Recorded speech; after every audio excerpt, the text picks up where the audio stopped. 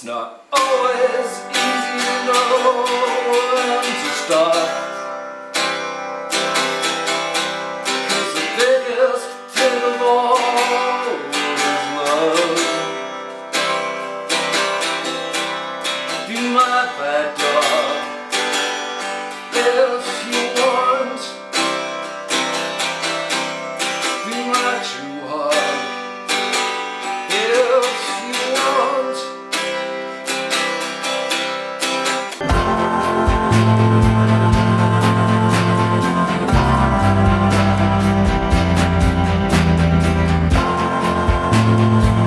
I lose my train of thought.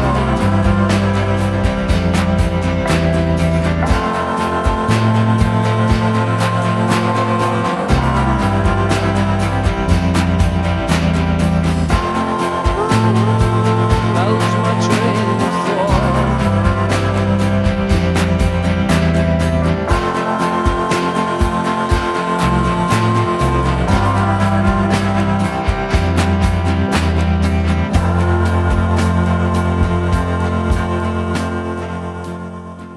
You write a piece of music and that might take a long time to come together, and it might start, I don't know, you know the exact point that the song began, you know, because you were there when the first idea happened, and then it takes however long to come together for all the people involved in the band to kind of put their piece into it, and then to go through the recording of it, and then it comes out and it's on a record.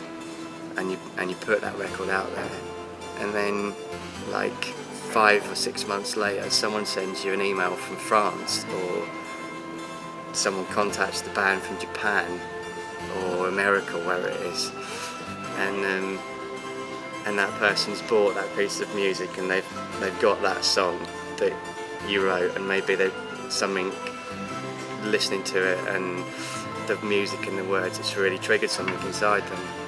And maybe they were feeling like what you felt, you know, when you listen to the tune.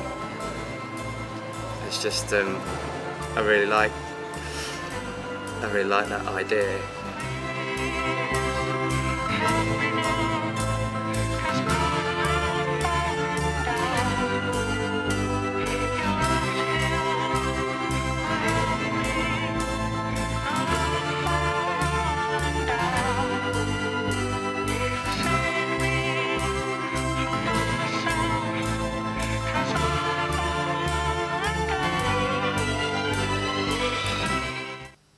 I guess I was thinking earlier that when I was, you're really into music. When you're really into music, especially I guess when I was a sort of teenager and stuff.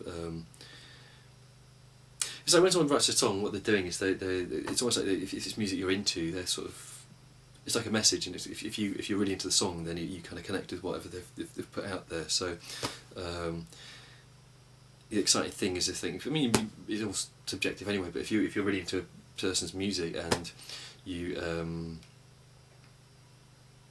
kind of pretty sure you've got what the lyrics are about or what the music's about, or it's like they've recorded a frame of mind or a mood or something, and if you listen to it and you really connect with it and you really get a rush off listening to it, then you've really kind of, it's almost like they've left a puzzle and you've figured it out and you've got what it's about. And I guess that's what comes through in the music for me, feeling, really. It's a feeling. That's it. I think that's what Flotation Toy Warning is about, really. Flotation Toy Warning. A shit. Music shit. But fuck all else to do.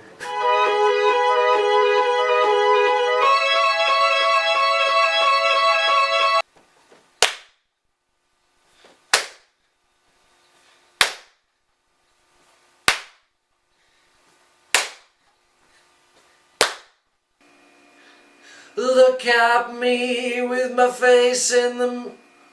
Oh, got that one wrong as well, sorry. Trying hard to step aside for death. Service with a smile, real to real rank and file. Looking at your face, I just seem misplaced. Yeah, looking at the ways you choose to keep it like a dream in a house in the middle. Christmas present around you. I've been fooled before, but so have you.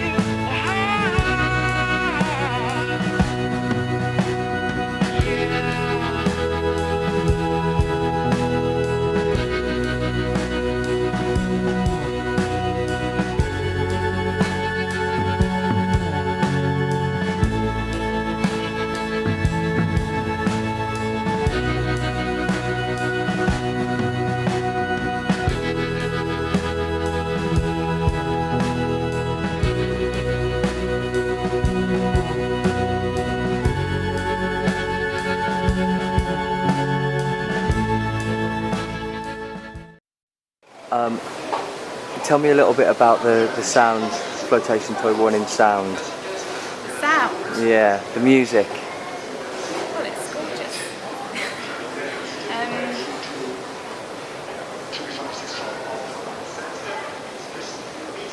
I don't know, it just, for me, it just, you know, when it's good, it sends shivers down my spine.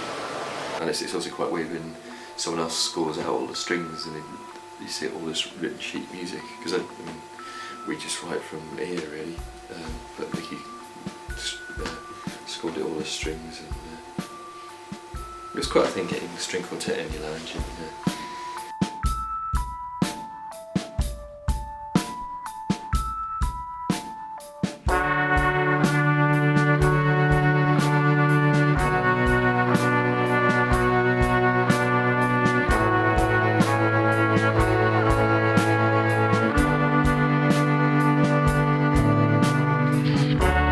Came to say how you feel today,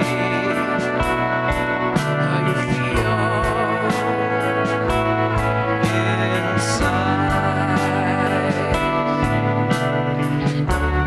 Can't tell me that you know how it feels when you don't seem to feel it all.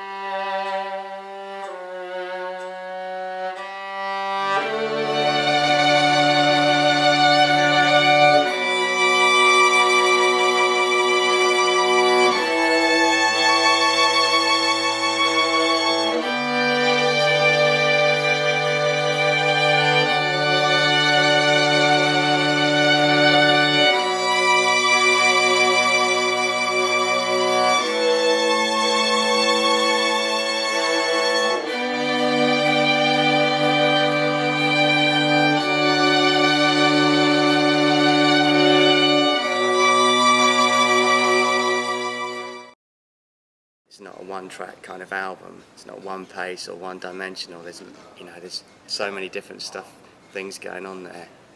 But it does have a kind of cohesive sound to it.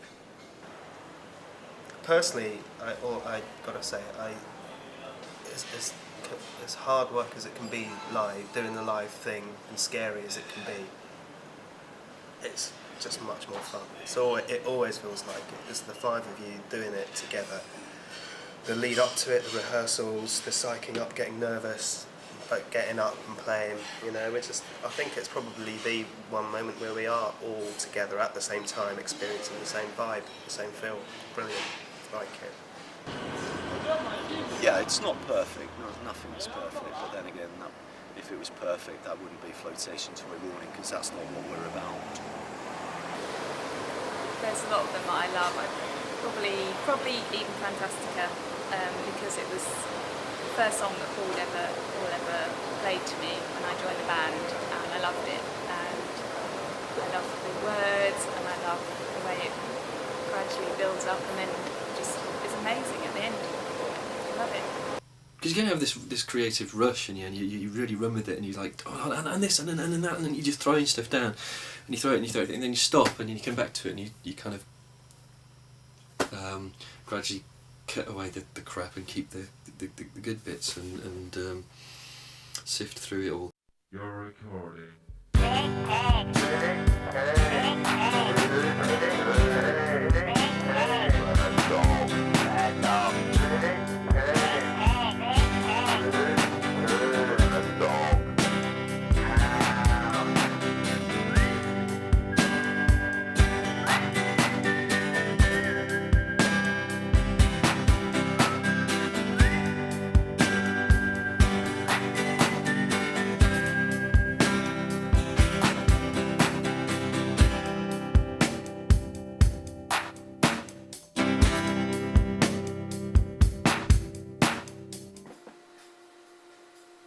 But I know you won't be bringing me down this time.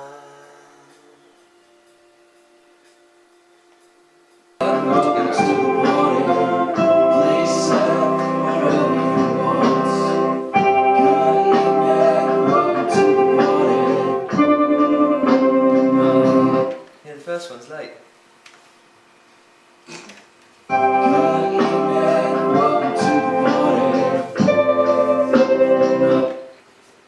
Is it? Look, it's on camera, you can't argue then.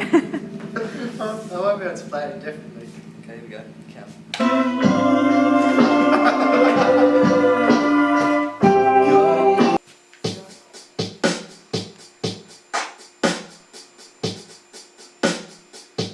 You're recording. Yes. Lovely. Spot on. Got that out of tune singing in the background's not me. Oh, that hurts. Thanks. I didn't know that Steve had it that loud. Just because I'm a gimp, it doesn't mean you have to punish me.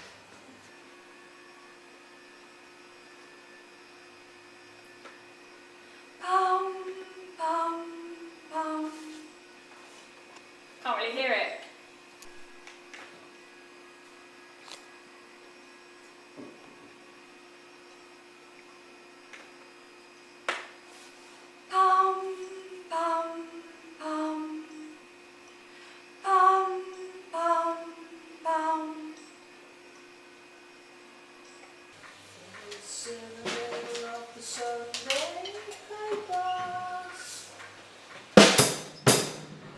Boom, boom.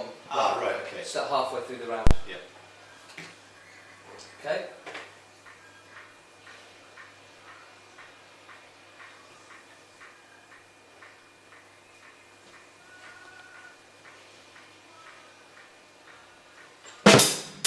Ah, got it, yeah. Do it again. That's my track listing for the album. I obviously wrote that today. I haven't carried that round for several weeks. Stop winking at me. I can't see a bloody thing. Oh, you don't need to. It's private anyway. There you go. If I was a singer, I'd be pleased with that. Cool. I'm really pleased with that. The writing relationship with Paul, between Paul and I, has taken a long time to come together, and it took us a long time to sort of learn to relax with each other, and still sometimes go through the whole kind of like you have to be quite, I think you have to be quite brave to put stuff on, you know, out on the table and say, all right, maybe not with the first idea, maybe the first idea is the easiest one to come up with, but then after that, you know, say, because we're trying to push ourselves to write you know, adventurous music, you know, big wide music, and so you want your ideas to be really strong and to really count, but sometimes to be able to say that in front of someone and you're sitting there and you're thinking, this might be really shit, I might make a real arse of myself by what I'm about to say, like, shall we try this, you know, but then you learn to try it. You especially have to learn, you know, we've had to learn to kind of trust each other, and generally I think when we're writing a piece of music, we know what's right.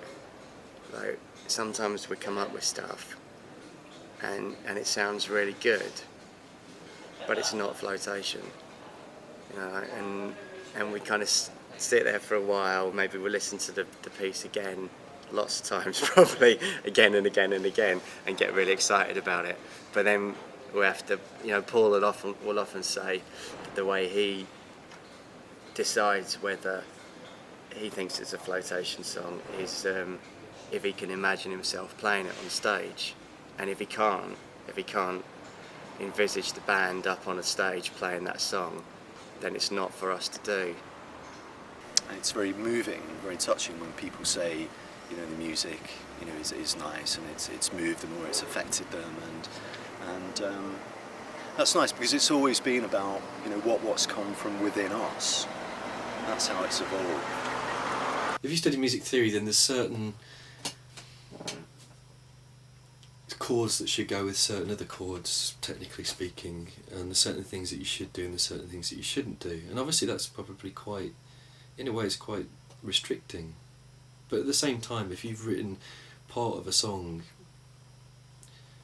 with certain chords, then the obvious natural thing is to try these other chords with it, and it probably solves the problem of finishing it quite easily. Whereas when we write, we don't know what chords it's written in. Sometimes we figure it out afterwards, and it has helped sometimes, but it really is all, oh, I like the sound of this, or that sounds good, go with it. So writing can be quite fragmented because of that, because we'll get one part of a song and then we've got to write the other part of the song, and it's kind of like a brick wall. There's no sort of path through it, which you might have if you do understand music technically better, that would point you in the right direction, whereas we just have to then play around with more things till something else interesting happens.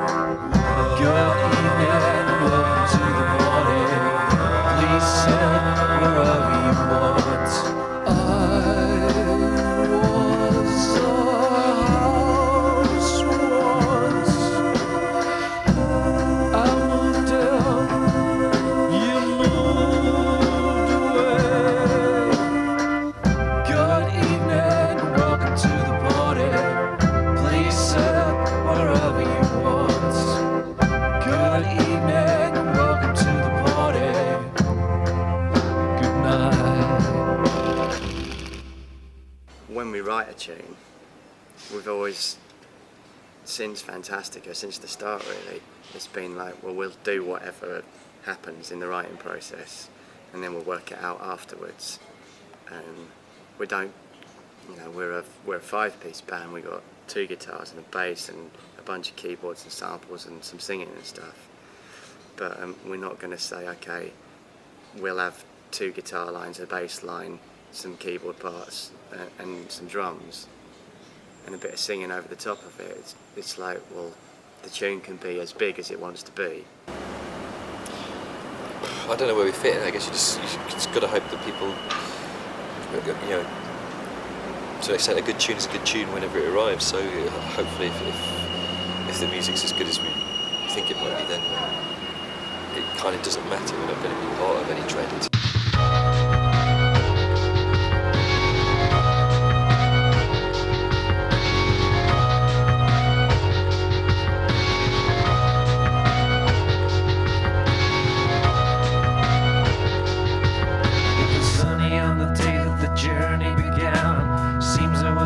Some lack of a plan. Was I early?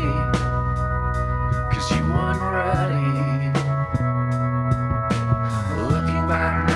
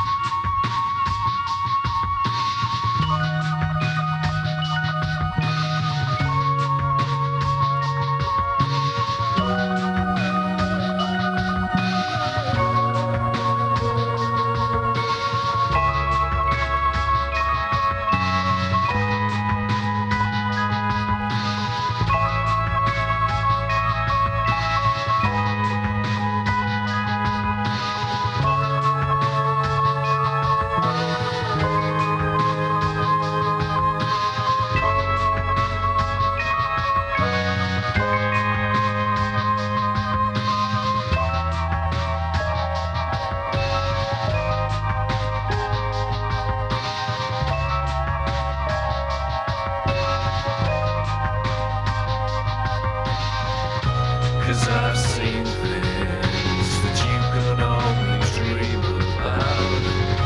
I've been to places that you'll never find, and I've had dreams you couldn't even fit inside your head about all the places I wish I could find.